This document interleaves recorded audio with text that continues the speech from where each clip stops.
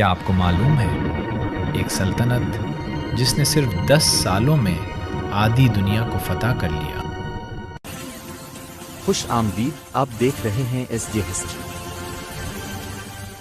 دنیا کی تاریخ کی تیز ترین سلطنت سکندر اعظم نے بنائی تھی، وہ بھی مختصر وقت میں۔ صرف 30 سال کی عمر میں اس نے یونان، مصر، فارس اور ہندوستان کے کچھ حصوں کو فتح کیا۔ یہ سب فتوحات جو اس نے کیں 1 دہائی سے بھی کم عرصے میں۔ اس کا راز کیا تھا؟